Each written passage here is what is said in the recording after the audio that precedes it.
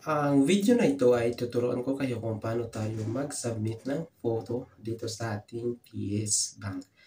So may na-receive tayong email address na kailangan nating mag-submit ng photo or picture para maaprubahan na yung ating application dito sa PS Bank or maka-open na tayo ng account dito sa ating PS Bank. So open lang natin yung ating email address muna. So ito yung ating na-receive na galing sa email ko, yung PS Bank. So, nag-email sa akin yung PS Bank. Kailangan natin mag-submit ng photo to complete the processing of your application. Kindly submit the following documents within 10 banking days for receipt through. So, kailangan natin mag-submit ng photos. Dito tayo sa Google Chrome. Click natin yung Google Chrome. Tapos dito is search lang natin yung PS Bank. Yan. So, click natin yung PS Bank Online. PS Bank Online. Once na na-click natin yung PS Bank, scroll down lang natin. Or punta tayo sa 3 dots. Yan. Click natin yung 3 dots na sa gilid. 3 dots na sa gilid. Tapos, i-scroll down lang natin. Once na na-click natin, tapos hanapin natin yung upload docs or upload documents. Yan, upload docs. So, click lang natin yung upload docs para dito tayo mag-submit ng picture natin or mag-create tayo ng picture through online account opening. Dito ay ilagay natin yung reference number natin. So, punta tayo ulit dito. Click natin yung reference number na binigay na sa atin ng Facebook. So, ito, yung 01-2024. So, copy lang natin yan. Copy, tapos i-copy paste natin dito sa reference number natin. So, paste lang natin. Tapos, yung birth date natin ay ilagay natin sa dito. So, ilagay natin dito yung birth date natin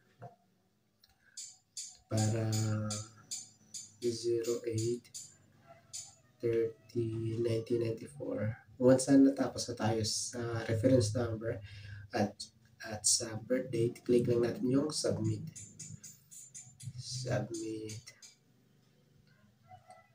Ayan, one-time password. So, maghantay tayo ng one-time PIN or OTP code na isi-send sa ating number galing sa PS Bank.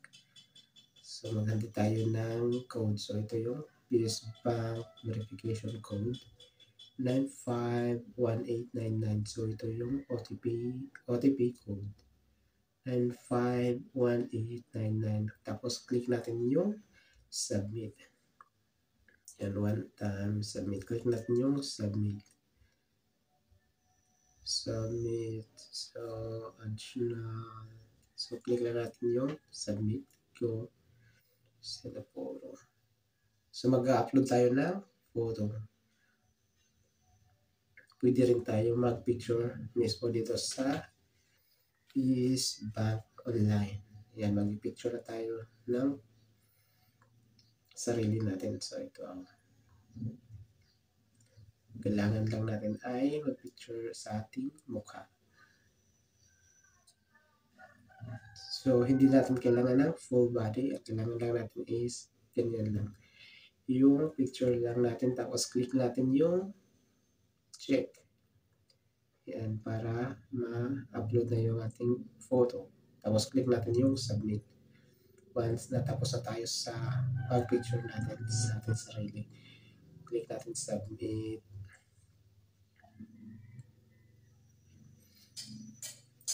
Once na na-click natin yung submit, ay magantay lang tayo ng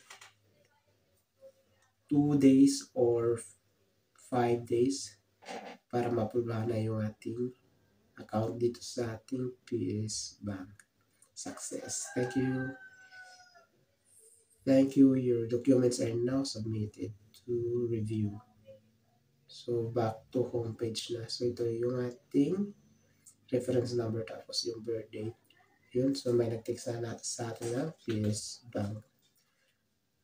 So, ganun lang kasimple kung paano tayo mag-submit na photo dito sa PS Bank gamit ang ating Google Chrome.